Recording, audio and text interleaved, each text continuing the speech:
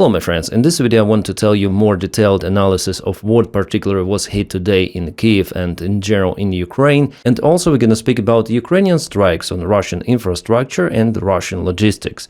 So, let's look at this one. This is the evangelical church that was hit in Kiev with Iskander or Zircon. Definitely, this is Cerkva Svitlo Evangelia, the evangelical church of light, something like that. So it's not the Orthodox church, not the standard one, but it's the main church of MAGA. It's also evangelical, and they even recently put the golden statue of Donald Trump in Florida.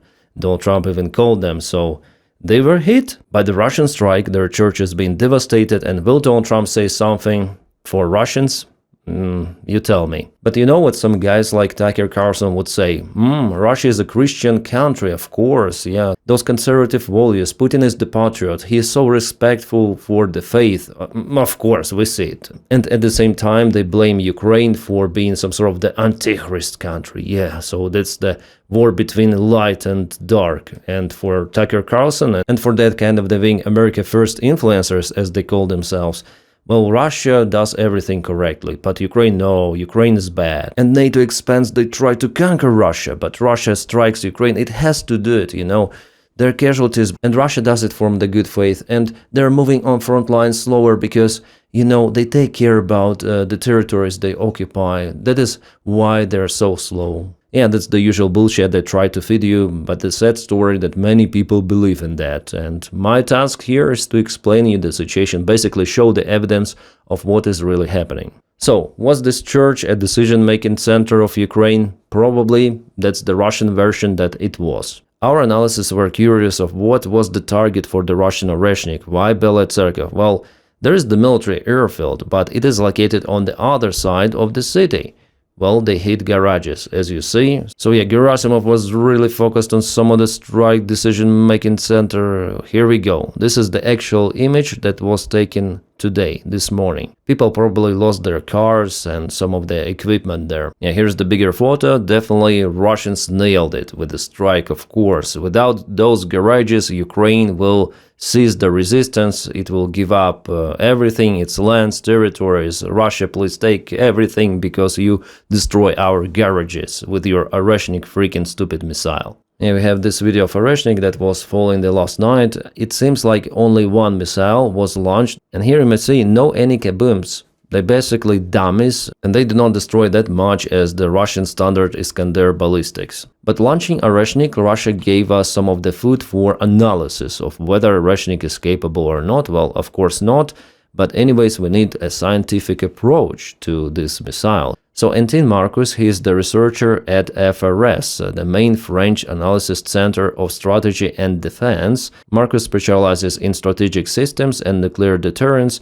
so he analyzed those images of Oreshnik. Based on a video, he concluded that this is not high-precision weapon, but weapon designed to hit large targets due to the significant dispersion of the submissions. So that is what we understood before, but here we have the analysis from some of the expert who tells that Oreshnik is not a precise weapon, and using it like a dummy warhead to precisely hit something is a useless thing. It was designed to carry nuclear warheads, to spread them at some area and to cause the massive devastation. So the strike of Oreshnik was recorded by eyewitnesses from several angles, which allowed to analyze the behavior of the 6 batches of submissions, 6 in each row, as you saw, and totally 36 elements. From the analysis, it is clear that the separation of each batch of the submissions occurred differently to different directions. As conclusion, this indicates that Oreshnik is not a high-precision weapon. Instead, it is a saturation of weapon design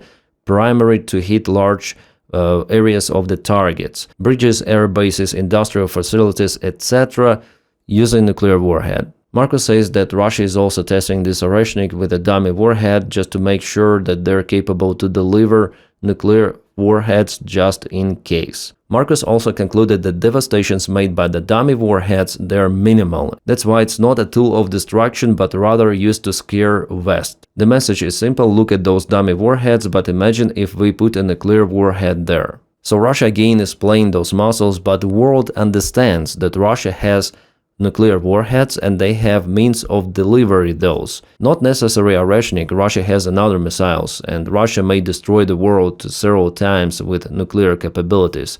Why do they need to scare West once again? No one is scared of Oreshnik any longer. The capability to deliver nuclear weapons and the willing to use nuclear weapons, those are two separate things. The Soviet Union was also very capable. They even performed nuclear exercise, but where is the Soviet Union? So yeah, very fast we have this analysis showing that Oreshnik is not precise at all. Every batch and row of those warheads was flying to a complete different different direction. Yeah, Russians hit Ukrainian mall and nearby building. You may see it over there. A very strange choice of the target. I was in Kvadrat multiple of the times. In Lukyanovska also underground station was damaged. And also they hit the residential building in the same Lukyanovska district. Well, multiple of the buildings were hit in Kiev the last night. About the casualties, the number is growing. I am waiting for detailed information. One of the ballistic missiles hit near the building and went to underground parking. Is it something military there? Absolutely not. This is the residential building and the one behind, people live there. Yeah, this is the parking itself. Probably I showed you in my previous video. The car is unlucky, but luckily people survived even in parking. This is how it went through. The strike was really huge and there was no explosion, luckily. Or maybe it happened at the bottom level there. Also, the Museum of Chernobyl was hit.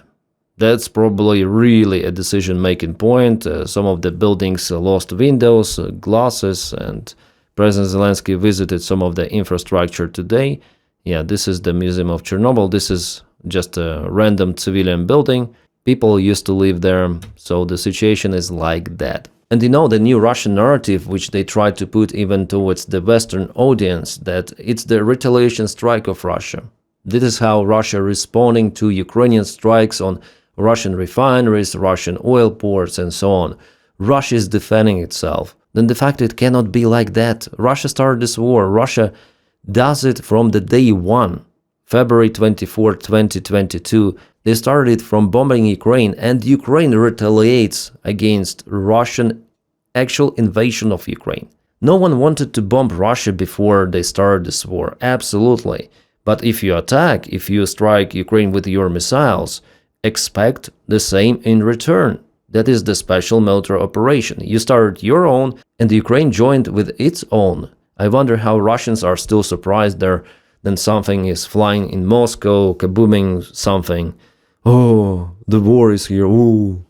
Yeah, you started it. So according to the Russian propaganda, Ukraine should allow the war to happen just from one side. Only Russia has the right to strike Ukraine, not Ukraine, yeah? Oh, it's very bad, then your refineries are burning. Oh, so maybe it's better to stop the war and withdraw the forces and no one would ever bomb you again. And Russians expect more of the strikes. This war has this logic of escalation and the development of the drone technology, missiles. Ukraine is very good in that, as practice shows. So the Russian refineries will continue to burn. Russia will have less money for maintaining military. But what they would do? They will say that it's again their response on Ukrainian terroristic attack on their infrastructure. Of course, this Russian propaganda logic is out there, it's visible. And if you listen to pro-Russian influencers, it's like that. For them, only Ukraine is evil. Russia, which started this war, Putin personally and his regime, they're fine. Okay, Zelensky said that Russia also aimed towards the water infrastructure. This is some sort of the blueprint from Donald Trump. Then he threatened to hit distillation units in Iran. Putin does it in Ukraine. We don't have distillation units, but there is a water infrastructure. Pumps, pipes, storages, filters, everything of that apparently is the target for Russian regime. They want to terrorize Ukrainians. Russia is the terrorist country. But can Russians do this to Ukrainian supplies? No, they can't. It's Ukraine. Ukraine is destroying Russian logistics far away from the front lines already. Russians cannot move their vehicles, their trucks. They're constantly under fire. Their main highway from Rostov-on-Don to Mariupol, it is under strikes. It is madness what is happening for Russian trucks there. it's unsafe, and Russians, they're in lack of the resources to protect everything of that, all of those highways with electronic warfare, with anti-drone nets and so on.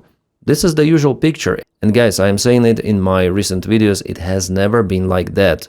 The situation is very, very terrible for the Russian supplies. Yeah, some sort of the engineering equipment here of the Russian army, tractor and KAMAZ, one more Russian KAMAZ, you see. This is already the success of Ukraine, and the Russians, because they cannot achieve the same result, they're in desperate. Putin is panicking and he's using his Oreshnik on Kiev or Belaya Tserkev, it's not that far away from Kiev, plus lots of the Iskanders, Zircons. For what? Like, to show his real terrorist face once again? I think we already got used to it, and luckily there was the warning from Ukrainian government, from United States Embassy, from military intelligence that the strike will happen and it will be severe. Yeah, it happened like that, but still it will not stop Ukrainian defenders and Ukrainians themselves from resisting against Russian full-scale war. All of those red dots are the recent Russian vehicle losses on the highway itself, sorry, the road, it's not the highway, and near it. And if we recall the idea of the Ukrainian counteroffensive operation back in 2023, the main task was to propel to Melitopol and reach Azov Sea, and by doing so cut Russian supplies entirely. Well, actually Ukraine is now doing the same job, but without losing infantry forces or vehicles. Ukraine just strikes, cutting Russian supply connections with lots of the drones, and this tactics is working. Yeah, actually there are more and more images coming from the place, from this road, which is very important for Russia. And many of the drivers refuse to go through this road for supplies because it is freaking dangerous already for them. Well, military go anyways, but Russia also hires commercial companies for supplies. That's why we see some of the commercial vehicles there, but in the recent statement they say that all of the supplies should be done by Russian military. Well, judging on the videos I see on the internet, the losses are significant. Yeah, the roads on occupied territories, they are crazy now. Tons and tons of kabooms. This is outrageous. All of those trucks, and Russia may paint them as they want, like put wild berries, that is what they showed before, but they may carry Russian munition, some of the supplies for the Russian army, so they are legitimate targets for Ukraine, especially then Russia refused to operate commercial vehicles there, and all of those trucks, they're used by Russian army, that's what they say. Yeah, this is hell for Russians there. This is hell. And the last night Ukraine hit this oil storage and pumping station in Moscow region. It is very important for the supplies of the oil to the Moscow refinery. Well, those refineries also struggled recently. Well, if Ukraine continue to perform those strikes, I expect it to be like that. Russia will face fuel crisis, also in the Moscow region. Yeah, the fire and the smoke, but it's not the retaliation strike of Ukraine, it's just a regular one. I think after today's attack on Kiev, Ukraine will figure out of how to harm Russia hard. And what is this? Well, those are the soldiers of Ahmad battalion, behind the front lines, far behind. But nevertheless, they were ambushed by Ukrainian HIMARS strikes. Yay! A Ukrainian drone found the location of the training ground of Ahmad, and I cannot show you the very end of the video, but you may visit my Telegram channel, I guess I posted it 1 week ago. And here we have the drone images showing the attack itself. Russia, or Ahmad is better to say, lost many of the TikTokers because of the HIMARS strike. So guys, I'm gonna keep you updated, and please support my job on Patreon. The link for it is in the video description right below. Also follow me on membership of YouTube by pressing button join. With your kind support, you're making my job possible. Guys, you're awesome, and don't forget to press a like to this video and subscribe for the channel. My friends, I wish you all a peaceful sky wherever you are, and have a great time.